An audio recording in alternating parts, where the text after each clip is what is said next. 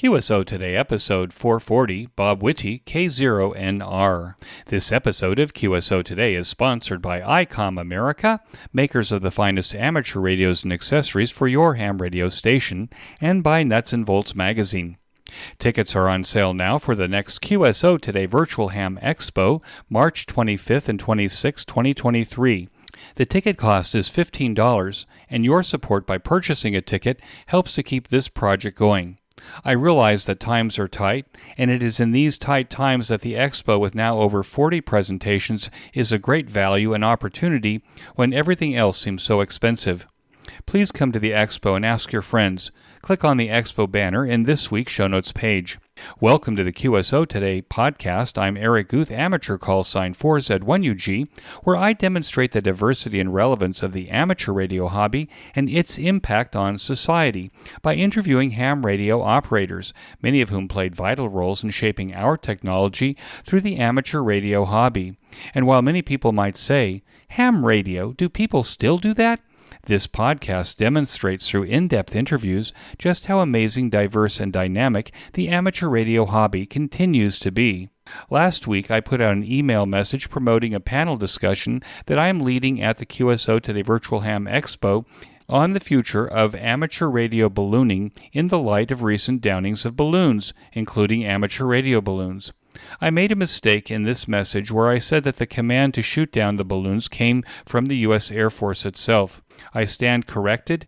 That order came from the Commander-in-Chief. I apologize for this mistake. I've been doing some research, however, in advance of the panel discussion on amateur radio ballooning, and my research confirms something that I learned in a previous life. The National Oceanic and Atmospheric Administration launches hundreds of balloons every day around the world to study the jet stream, wind direction, etc., creating endless streams of data that become weather forecasts for all of us. Especially important are the balloons launched close to the Arctic Circle, where there are not many, if any, manned weather stations due to budget cuts. The balloons, then, north of the Arctic Circle provide valuable information to commercial jets that take polar routes to their destinations. The questions that we hope to answer at the Expo panel discussion on March 25th is if amateur ballooning is in jeopardy, if amateurs launching balloons will need permits, licenses, and flight plans in the future, and maybe, like in the UK, aeronautical mobile over the country of amateur radio transmitters might be regulated or even banned. I'm looking for a few aviation experts that could speak on the panel to the regulatory challenges that might arise in the future of amateur radio ballooning, in fact maybe arise in any amateur radio aeronautical mobile at all. Moving on, Bob Witte K0NR is an active ham that you want in your community. Bob lives in the Colorado Rocky Mountains, operates SOTA on the Teeners, maintains and operates the local repeaters, and mentors new hams. K0NR is a frequent contributor to the QSO Today Virtual Ham Expo and will be a presenter next month. This interview is one that I conducted with Bob more than 5 years ago, and I'm delighted to play it again with the help of Ben Bresky, who edited and remastered the audio. K0NR, this is Eric, 4Z1UG. Are you there, Bob? You bet. 4Z1UG, this is Bob, K0NR. Bob, thanks for joining me on the QSO Today podcast. Can we start at the beginning of your ham radio story? When and how did it start for you? Well, that's an interesting question, because I think the seeds were planted early, not so much for ham radio, but for anything electronic. My earliest memory is sticking two hookup wires into a wall outlet. I was probably like 3 or 4 years old, and I was trying to get the electricity to come out and contact a light bulb. So I had the light bulb, a regular, 60-watt light bulb in my hand. I was trying to hold the wires just right so it could make contact, and I was pretty sure it was going to light up. And my mom came in, and she thought my experiment was not a very good idea and yanked the wires out of the wall. Fortunately, nobody got hurt. So that was my first experience. I think the roots of my radio thing really are in shortwave listening. I had this 5-band portable receiver. There were a lot of them on the market back in like the 60s and 70s, and little portable radio, and it had like a AM, FM, shortwave, maybe a couple shortwave bands. It had aircraft band and then some VHF public service. So I could listen to the police, I could listen to Radio Moscow, I could listen to airplanes. It was just a lot of fun to do that. And then so no ham radio specific action at that point. And then one day through this electronics interest, I figured out I wanted to be an electrical engineer. Went off to Purdue University, and one day I'm walking across campus and I see this poster on the door of the Double E building, and it says ham radio license class. And I said, I need to go do that. And so I signed up for the class and got my novice ticket and started down the path of ham radio. So you were like 19 years old? Yeah. And do you remember what year that was? That'd be 1977. What was your first call sign? WD9AJO. By 77, they stopped giving the WN. Right. That was all gone. Yep. And the novice was only a year at that point? I'm not sure. That was right about the time when you could keep the novice forever.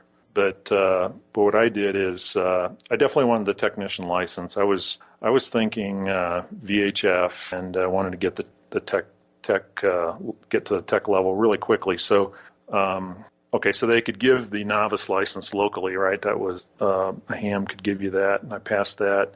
Then I had to go up to Chicago to the FCC office, all the drama with getting in front of an FCC examiner, and I got my technician license shortly thereafter.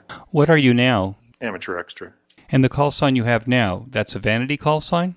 Yeah. Did you get that at the same time in the 70s when they were doing the 1x2 call signs?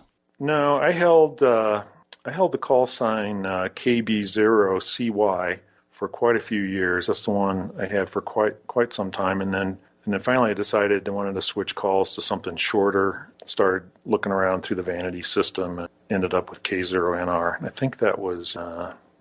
What was your first rig? Yeah, first rig. Actually, the first rig I had was a Midland 2-meter transceiver, mobile transceiver, because I had this idea. I really wanted to be able to do the mobile radio operating as a tech, and so I bought that rig, crystal controlled, of course, and started filling it up with crystals. That was my radio at the time, and then later I did get an HF rig. The first one was ICO 753. It was a tri-band radio with I think it had 80, 40, and 20 meters in it, and got started on HF that way.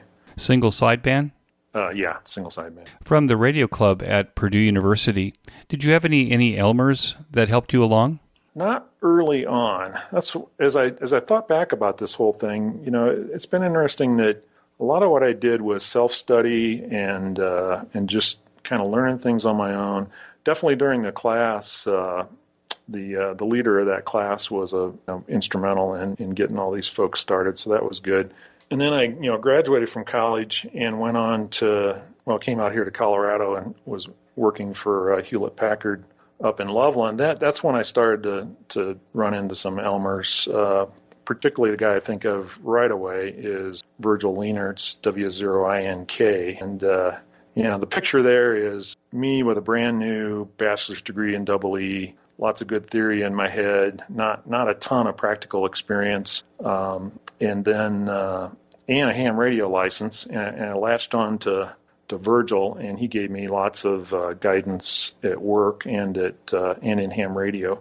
We ended up building a repeater system pretty much from scratch. I did the microprocessor control unit for the repeater, which was kind of novel at the time, and various people contributed into that work. And Virgil actually built a 2-meter duplexer out of copper pipe. It was pretty amazing what he orchestrated there.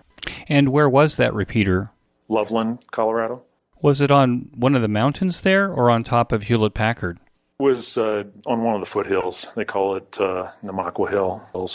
So not real high. Covered the town. The passion I had, and this is kind of funny. where we're at today with technology. The passion I had is I wanted the area to have an auto patch repeater, so I could be tooling around in my car and dial up the phone system. And this, of course, was pre-cell phone, so that was kind of a project for us. Yes, even rich people couldn't buy the mobile telephone capability that we had in those days with our auto patches. Yeah, just another one of these technology shifts that, I still have an auto patch on my repeater, but I'll have to go check to see if it's actually hooked up because, we just doesn't get used. Yeah, not anymore, not with cell phones. Yeah. So what's the rig that you operate now? Good question. Or rigs? Yeah, it's rigs, right? Got lots of different people equipment. When it comes to serious operating, like getting on the air for a contest or something like that, that's going to be a Yaesu FT950 that I bought a few years ago. Pretty nice radio. And then I recently picked up an FT991, which I consider that my portable radio for like a portable operation where I'm probably going to plug into a wall socket. I do have a FT817 as well. That's kind of the go-to radio for summits on the air and that sort of thing. What is your favorite operating mode? Probably my favorite is still single sideband on VHF.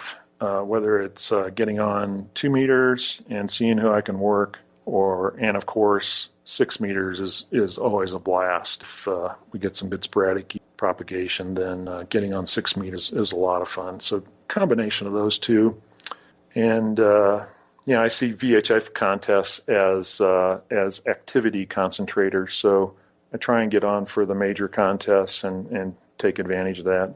And what's your favorite VHF contest? Oh, June, ARL June contest. I discovered your blog, K0NR.com. How did you come to write that blog and the amateur radio side of your life? Yeah, that's an interesting question. Because I think the roots of that go way back as well. And I think back on, well, how did I start getting interested in writing at all? Because I have this very strong impression of hating English class in high school, right? And then I have a very strong impression of hating English class in college as well. But there was this one college professor that gave me an F on one of my papers, and I said, I don't get Fs. And I decided, okay, I'm gonna start writing much better than I was. And so started working at it. And somewhere in there, I discovered the notion that, okay, the English language is a little more than just a bunch of arbitrary rules to trip up students. That, okay, if I can develop some skill here, I can communicate my ideas to people. And so somehow that stuck. And then I started connecting it to technology. I've written a number of magazine articles in my professional world, and actually wrote 2 books on test and measurement. But and most of this is under that banner of something I learned along the way, maybe pieced together by picking up information from multiple sources, and I end up with this desire to share it. And so it's like, okay, learn something and then share that information, and when I share it, use writing to accomplish that, and hopefully somebody gets some benefit out of it. I get positive feedback on the blog and the articles. And so I think when the blog technology started to take off a few years ago, it seemed like a pretty good fit because you can write relatively short. You don't have to write long articles that more typical of like ham radio magazines and such like that. I've done a lot of that, but those are more work because they're always longer and have to be carefully crafted. So started doing the blog thing, and that's kind of a self-feeding phenomena. I try and keep it pretty much on the topics of ham radio or technology or things close to that. So it's not everything I do. It's just a ham radio blog. You tend to use more pictures now than you did in the past. I look at some of the articles that you wrote on SOTA. You have more pictures of you operating SOTA, either from the back of your car or on a mountain. I saw one picture of you operating SOTA on a mountain dressed for winter, even though it was summer. So you must have been pretty high. Can you talk more about what you do on SOTA? Yeah, so I've always had this had this interest in the mountains and hiking and all that kind of stuff. I've lived in Colorado ever since I graduated from college, so for the most part anyway. And so just love getting up in the mountains, and I love the connection between ham radio, height above average terrain, and VHF operating in particular. And so I've always had fun going out, getting on top of mountains, and seeing who I can contact. And when the SOTA thing came along, it was just a really good fit for that, right? So now you have a designated list of summits to go after, and a lot of those have never had a trail to the top. You have to do some bushwhacking and route finding to even get there, and so it's just a really good activity for me. My wife's also licensed, Joyce K0JJW, and she goes with me most of the time. She's not quite as enthusiastic about the ham radio piece, but she definitely likes getting on top of the mountains and seeing what we can do. And she takes your pictures, probably. Yeah, a lot of times she's the photographer. Yep. And now this message from ICOM America. Got cabin fever? ICOM has the rigs that you need to get into the field or to update your ham shack with a variety of base stations, mobiles, and handhelds. ICOM's newest 2-meter amateur FM transceiver is the ICOM IC V3500 or the V3500. This 65-watt transceiver has a compact body and simple interface. Its features include simple operation with a modern white display, instant volume, loud, and mute functions, emergency call and alarm features, and a 4.5-watt audio amplifier for loud and crisp audio. The ICOM ICT-10 is a dual-band VHF-UHF rugged portable that meets or exceeds standard military testing in its IP67 waterproof case. The ICT-10 can withstand any field activities ahead of it. Features include extra loud 1500 milliwatt audio amplified speaker, DTMF front-mounted keypad, 5 watts of output power, 11 hours of operating time, and NOAA weather alerts. The ICOM IC7300 is our favorite high-performance innovative HF transceiver with a compact design that will far exceed every ham's expectations for an entry-level HF transceiver. This innovative HF transceiver digitizes RF before various receiver stages, reducing inherent noise in different IF stages. Features include RF direct sampling, 15 discrete bandpass filters, a large 4.3-inch color touchscreen, real-time spectrum scope, and an SD memory card slot. The IC705 is the perfect sidekick and QRP companion. Base station features and functionality at the tip of your fingers in a portable package, covering HF 6 meters, 2 meters, and 70 centimeters. This compact rig weighs in at just over 2 pounds, with RF direct sampling for most of the HF band and IF sampling for frequencies above 25 megahertz. The IC705 features include a 4.3-inch touchscreen with live band scope and waterfall display, 5 watts with a BP272 battery pack, and 10 watts when connected to 13.8 volts DC.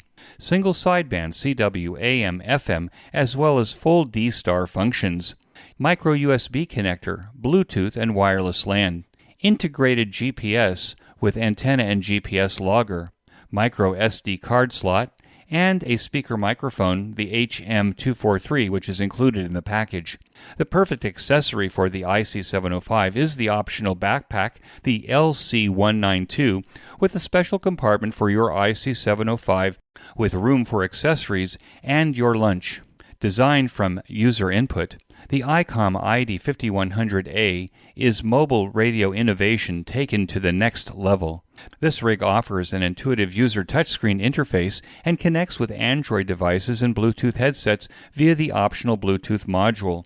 This mobile rig includes up to 50 watts output power, integrated GPS receiver, DV-DV dual watch, DV-FM repeater list function, D+ reflector linking, and SD card slot for voice and data storage.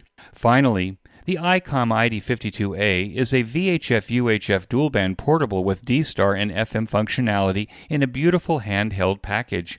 This radio supports conventional FM communications and D-Star's simplex repeater regional worldwide calls over the D-Star Internet network. The ID52 features include a full-color 2.3-inch waterfall display, VV, UU, VU, and dual DV mode, integrated GPS GLONASS receiver including grid square location, micro SD card slot, micro USB for data transfer, programming, and charging. And it is IPX7 waterproof. You can share the Android app for D-Star operation, battery pack, and headsets between the ID52A and your IC705. So there you have it, the wide variety of complementary ICOM transceivers to open up the coming spring SOTA, POTA, contests, DXing, and EMS operation. You can find out more about these fine rigs by clicking on the ICOM banner in this week's show notes page. And when you visit an ICOM dealer near you to purchase one or all of these rigs, be sure to tell them that you heard about it here on QSO Today. And now back to our QSO. Do you ever go up with Steve, WG0AT? Yeah, Steve WG0AT. He's not quite my neighbor. I'd say he lives within several miles of my house, and I don't think we have ever done a summit together.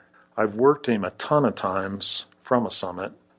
Usually it's him going out because he's just extremely active, right? So I'll contact him when he's up on Mount Herman or one of the other summits around here. But I don't think we've ever done it together.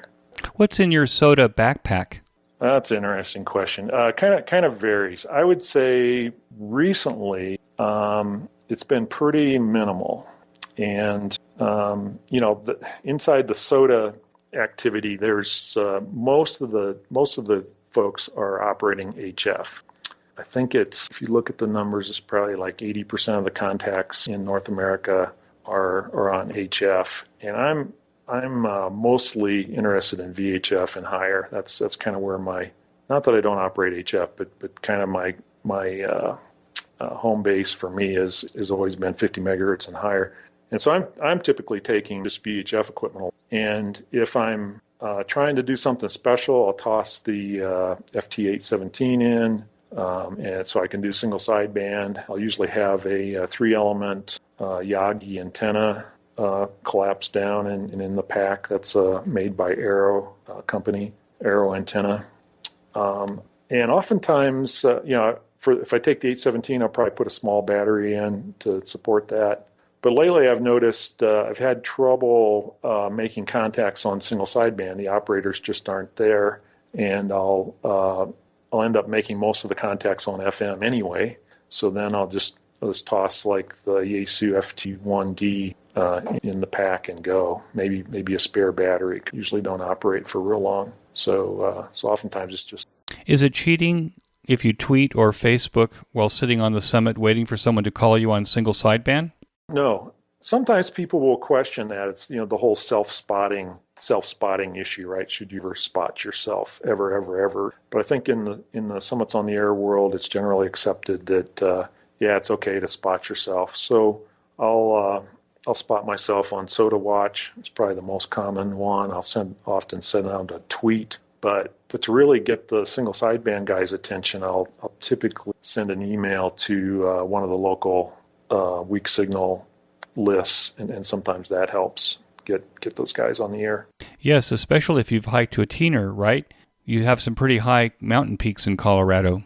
Yeah, so in Colorado there's generally 54 mountains that are considered the Colorado 14ers, 14,000 feet or higher, and so I've done a good chunk of those. I certainly haven't done them all, and so sometimes we'll be operating from there, but there's all kinds of other SOTA peaks. I think we have 1,600 some SOTA peaks in the state, and so a lot of times operating from lower elevation. But the difficulty of hike can be quite extreme, right? It can be everything. I drove to the summit, and I did a short hike away from my car to it could be an overnight backpack kind of trip to get up some of these 14ers. I'm doing less and less of that lately.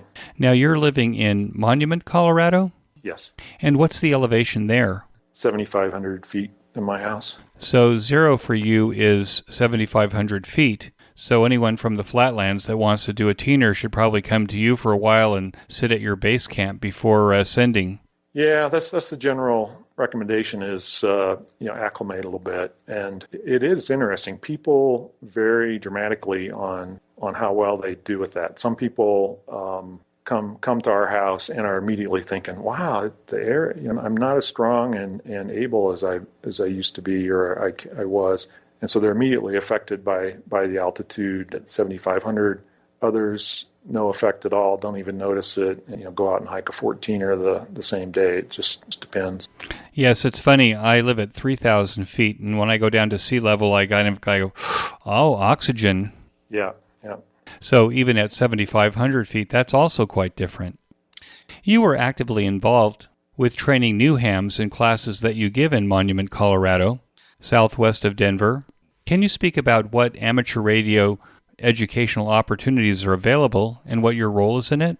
Sure. Maybe tell a little bit of a story here. This kind of goes back to the Elmer thing. So I've Elmered a few people. One of them is Stu Turner, W0STU, who's heavily involved in this education stuff. And one day Stu came to me as part of we have a local radio club here. Stu came to me and said, let's do a technician license class. And I'm going, I don't know. I've done those before. They're a lot of work, and was kind of hesitant to pull that off. But Stu kept after me and said, no, really, we could do this and it'd be good.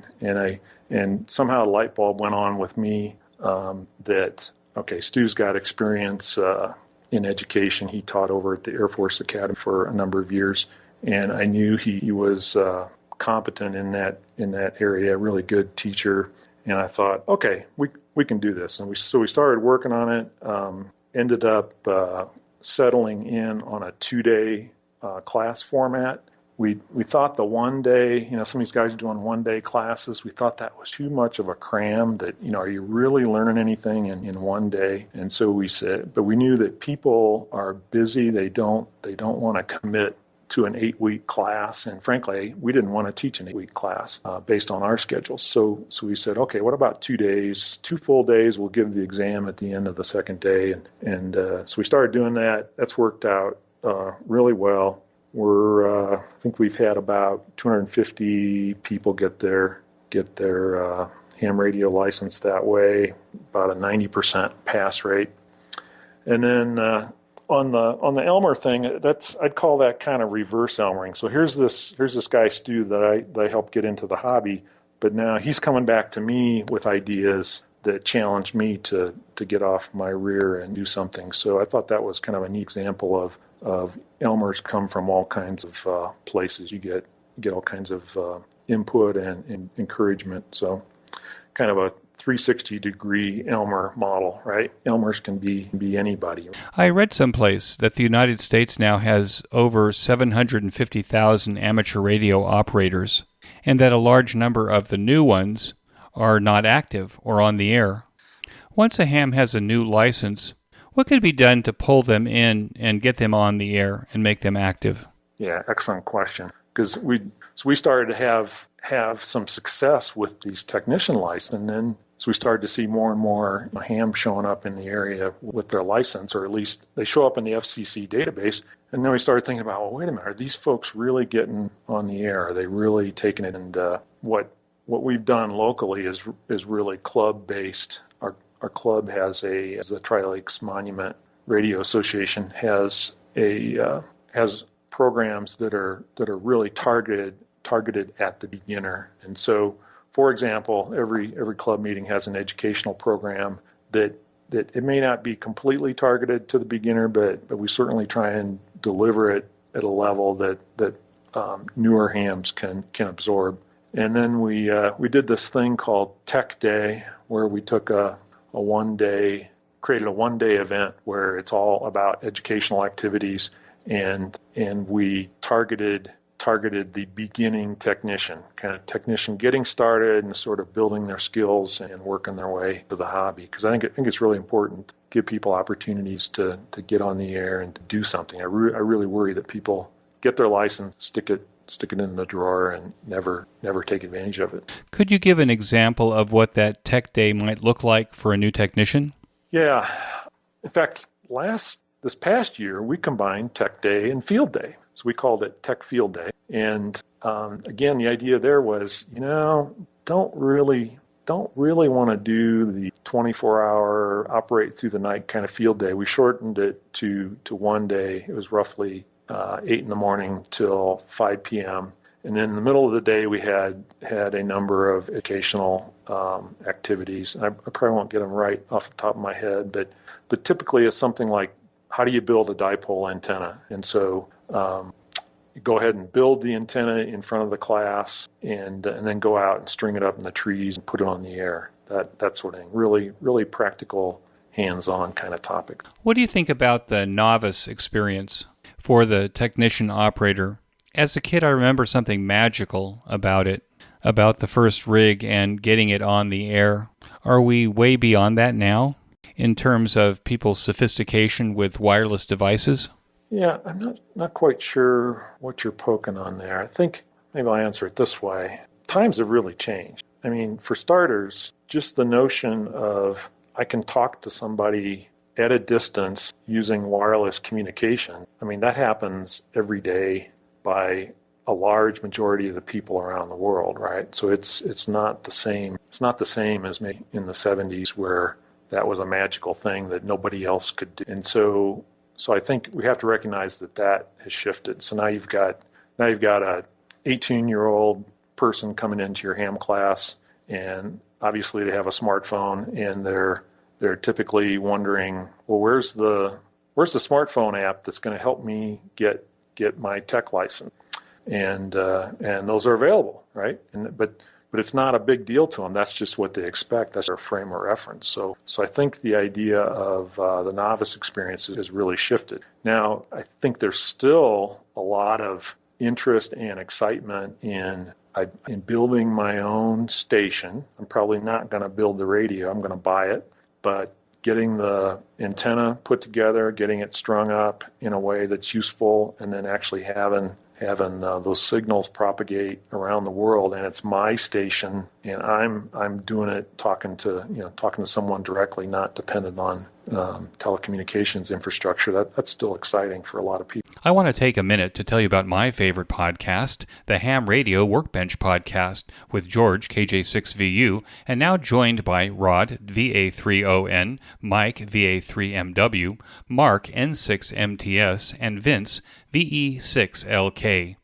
Every 2 weeks, George and company offer up a status report on the many amateur radio projects on their workbenches and explore projects on their guests' workbenches.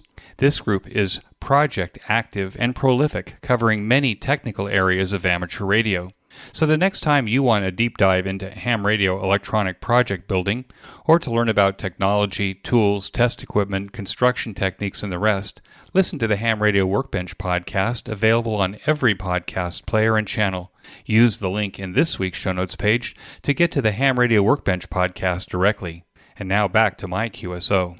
What is hamradioschool.com? So this goes back to Stu Turner again. So we were working on this technician license class, and we started teaching it. And there are basically two major books out there. There's the ARL book, and then there's the Gordon West book. And we started using the Gordon West book. I have high regard for the ARL book, technician book, but it's written more tuned to someone that's going to go deep into the technology and understand it, and then they'll go and figure out what questions are on the test and figure out how to be successful on the exam. Kind of leaves a lot to the user to interpret there with regard to the exam.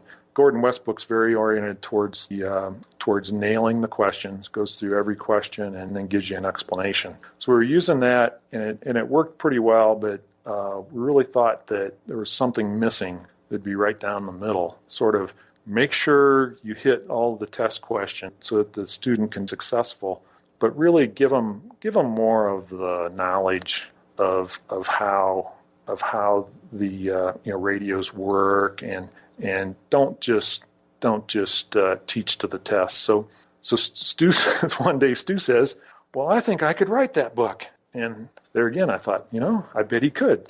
And so he went off and wrote the tech book. I gave him some assistance, but it's really his work. And out of that, hamradioschool.com was formed. And I'm a contributor to it, along with some other folks.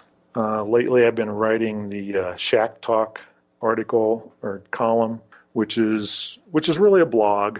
And what I write there is try and think of questions that people have asked me about, and particularly newbies, more of the newer hams. And so I'll write a short little posting on topics that people seem to be curious about. One that comes to mind is Alaska a country? Somehow I ran into some discussion where people are going, how come my logging program says Alaska is another country? And so it's not a very complicated concept, but I sat down and sort of methodically explained how countries are determined, and wrote a little blog posting to that.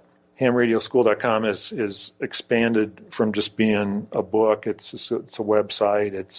We've got iPhone and Android apps that help people study for the tests. So it's kind of really evolved into a learning system. But that's mostly Stu at the helm of that, and a few other people contributing. You wrote a blog post about artificial scarcity and the list.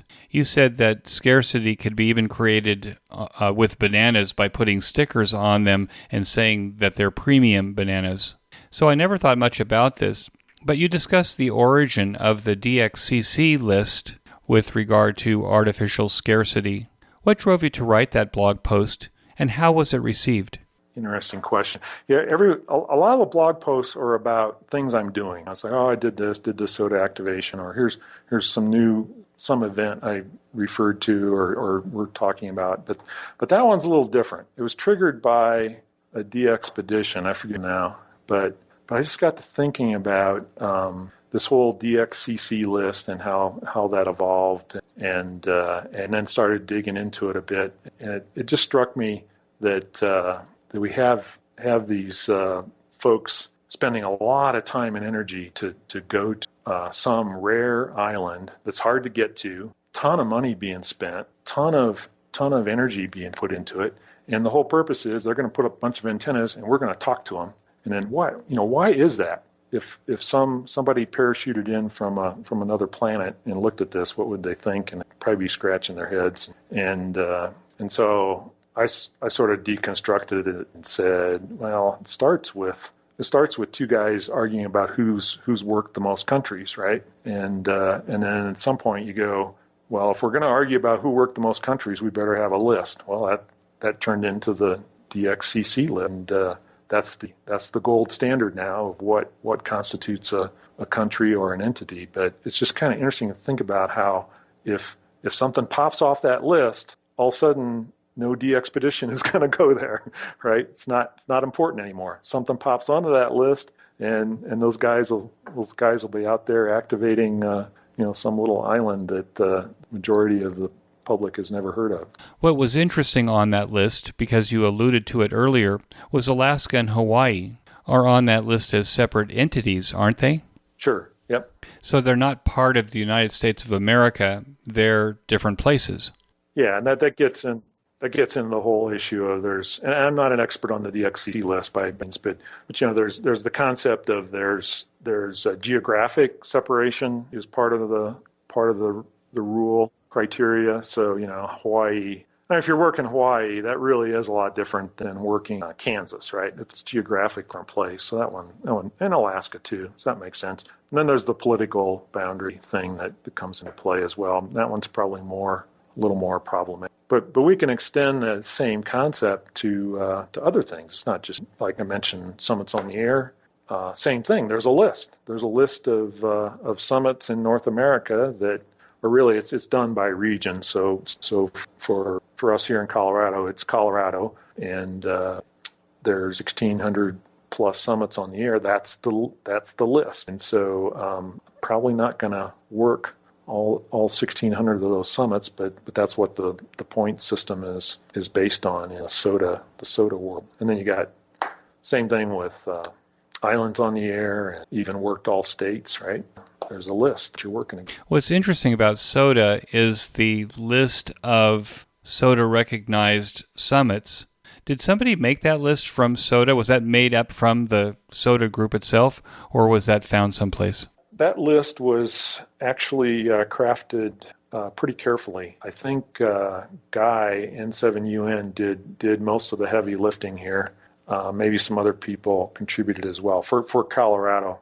But the SOTA thing all goes back to the worldwide organization that emerged out of, let's say, worldwide system that emerged out of the UK back in, I think, early 2000s. And so they defined criteria to use. They really thought ahead on that. They defined a methodology for how you would designate those summits. So by the time Colorado came along, years later, basically Guy applied the summit criteria. There's a geographical criteria on the prominence of the summit, which is just kind of, think of that as how distinct it is from summits next to it. And there's some geographical databases available that you can go through and pick out all the summits that fit that criteria. And that's where that list. Well, it seems to me then that SOTA could be a lifelong activity, even for somebody living in Colorado.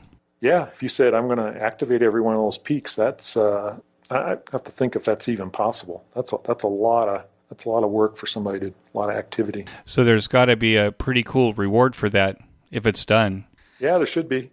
You're also a repeater owner, and you mentioned earlier that you built a repeater in Loveland, and you own a repeater and operate it from the Palmer Divide in Colorado. How's that going, and how did that start for you? Yeah, I think, again, back early on, like late 70s, as I got into this thing, into ham radio, I really appreciated the power of a repeater, right? The fact that you put these things on top of a mountain, all of a sudden the so-called line of sight propagation of 2 meters is really, really useful. And then there's something about the system aspect to it as well. You got to have a transmitter, you got to have a receiver, duplexer, antenna, and a controller to make all that work, and got to self-identify, typically using Morse code and all that stuff. So that kind of intrigued me as something to get involved in, and ever since I've had some kind of repeater in my world. The repeater I operate right now is at my house, which is what I've been doing in the last decade or so. It's almost like my pet repeater, right? Sits down in the basement, antenna outside, gives good local coverage to Monument and the Tri-Lakes area, but pales in comparison to like the looking out my window here, repeater sitting on Pikes Peak that covers a large chunk of the state. But I've always enjoyed having such a thing, and the local group around here, typically radio club members are users of that repeater, and I'm happy to do that. It's my understanding that your repeater operates on UHF, but it's also a remote base station? Yeah, that's the other thing I've had an interest in, is how to, linking various systems together and having different capabilities on a particular repeater. So a number of years ago, I added a 2-meter transceiver to the 70-centimeter repeater, so I could go in on 70 centimeters and out on 2 and operate that way. It was mostly kind of a fun project to do.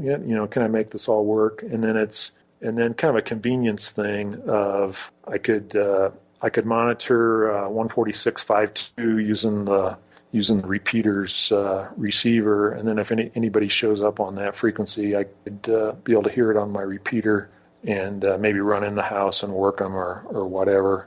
For a while, I was into trying to work the International Space Station, and so I'd leave the 2-meter link listening on the downlink of the ISS. So whenever it would come over, we'd sort of get an automatic notice that the ISS is in range, because we'd start hearing it on stuff like that.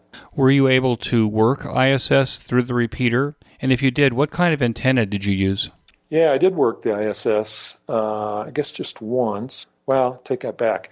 I worked it a lot via packet. So for a while I was after a VUCC on satellite, and so I was working a lot of ISS on packet, but also that'd be through the digipeater on space station. But I also worked one of the astronauts up there through the repeater remote base. Worked him through it, and the antenna was just a 2-meter vertical of some kind. So the ISS would be off to the side and not directly overhead. Yeah, it was a little off to the side and had a little bit of fading because the polarization wasn't quite right. We will return to our guests in just a moment. Nuts and Bolts magazine is a new sponsor and is an amazing resource for new and old hams alike. Click on the banner to get your online or paper subscription of Nuts and Bolts. A new way to show your support of the QSO Today podcast is to buy me a coffee. I consume gallons of coffee to create this weekly podcast.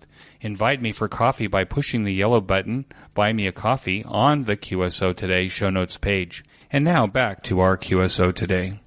Now, you also mentioned in your blog that you upgraded to Yaesu Fusion and that you're operating analog FM and Yaesu C4 digital format. How has the combination of analog and digital on the same system been received by your community? Yeah, good topic. Yeah, Yaesu had a pretty attractive offer to repeater owners and clubs. If you commit that you're really going to put a Fusion repeater on the air for, I forget, a year or 2 years, something like that, they offered their repeater at a very attractive price. So I was looking to upgrade my hardware anyway, and I thought, okay, well, let's give this a try. So I picked up one of those and put it on the air. It's been operating standalone in the sense that it's not networked into any of the Yaesu wires system, and frankly, I'm not that educated about how all that works. And so I've been operating this repeater in mixed mode. So if users show up with analog FM, that nothing's changed, just works just like they always expected it. If they show up with the C4M digital, then repeater automatically detects that, flips over into that mode. And we have a number of users around that have Yaesu radios, and we've had a little bit of activity on digital, but it was almost the phenomena was, I'd call somebody up and say, hey, let's try this digital thing. And we get on digital and play with it a little bit. And then we'd stop and we'd flip back to FM and everybody would be back on FM again. So it basically hasn't stuck. Think of it that way. Now part of that may certainly be the fact that it's not connected to the network, because that gives you this workstations at a distance kind of, but for a number of reasons I've chosen not to do that right now. And how does the digital audio sound? We're experimenting here with DMR, and the DMR sounds a little cold if I compare it to analog. How does the Yaesu digital sound? The different digital formats, DMR, D-Star, and Yaesu Fusion, they're all using the same codec, or I'll say similar codecs, right? They may not be the exact same one. And the codec does that compression of the audio to a lower bit rate. So I think at first glance, they all kind of sound similar. You might argue one slightly better than the other, but they all sound a little more digital than good old analog FM. To my ear, they're plenty good though. Like, I don't argue you shouldn't sound fine, but they do sound a little different. But then Yaesu did add a wideband mode, where I think their most common digital mode mixes the analog voice stream in with some other data such as position and call sign, right? So they're mixing the voice as well as some information that might be interesting. And that's the one I think most people use, and it sounds a lot like D-Star. But they've also have a wideband mode that use the entire bandwidth of the data stream for audio. And so we played around with that a bit. It actually sounds really good. In fact, maybe, I don't know if I'd say indistinguishable from FM, but it's really quite good. But the problem is you lose some of those digital features. It is kind of cool to have when the other operator gets on the air, it's cool to have his name and call sign pop up on your display. And it'd be cool. It's also cool to have directional information. Maybe his GPS coordinates come through as well, and I can see how far away and what direction he is.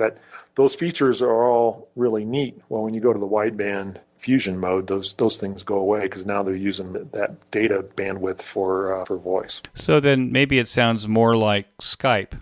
Our conversation right now is on Skype, and we're using digital codecs, but it seems a little bit more hi-fi. Right. Yep. So I guess this is a work in progress. So we'll see how Fusion, DMR, and D-Star evolve over time.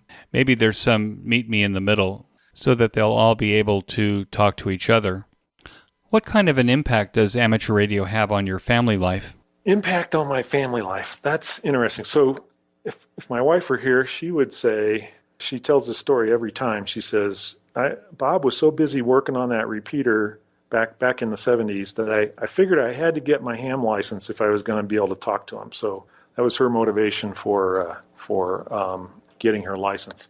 It turns out that over time, a lot of my family members have gotten their licenses. So both my daughters got their ticket when they were like 10 and 11 years old. It was almost kind of a contest who could be the youngest and have their ham ticket. Cell phones were starting to emerge at that time, but certainly having the kids have their license was a pretty cool thing for family communications. And then, at some point, my mom and dad both got their ham license. I think my mom let hers lapse now. My son-in-law's got his license. So there's been sort of this influencing effect of where a lot of people around me have gotten their licenses. The thing I have to be careful of, honestly, it really can consume too much of my time, right? So I have to try and balance that out with between work, family, and make sure it doesn't consume too much. But I think overall it's a positive effect. What is happening in amateur radio right now that most excites you? Wow, that's an interesting question. There's a lot going on, and I think it's one of the cool things about the hobby is there's lots of things to choose from. The thing that's hit my radar in the last year, well, there's two things. Obviously, SOTA is a big part of it.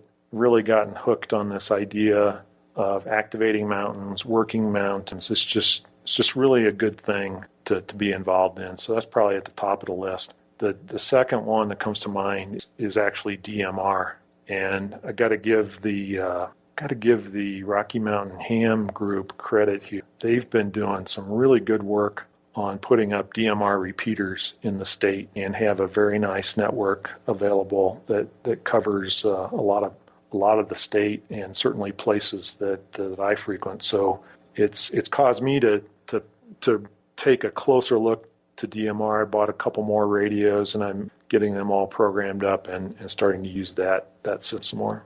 Do you think you'll convert your repeater to DMR? No, I think, honestly, I bet you my repeater's going to go back to just analog FM. I think that's where that's going in the long run. I've got a little bit of work to make that happen. It's in a little bit of a in between state right now because I'm using this is a problem Yaesu I think has to get on top of. In order to have that mixed mode CFM and analog feature work, you really want to use the Yaesu controller that's built into their repeater. Now, the minute I say that, somebody's going to go, no, you don't have to do that. You use this other approach, and you add this, and you do that, and there's workarounds, okay? But fundamentally, if you want to be able to switch back and forth, I'm going to go with the Yaesu controller. The problem is the Yaesu controller is pretty limited. So, for example, that 2-meter remote base we talked about, that's unplugged right now because their controller won't support it.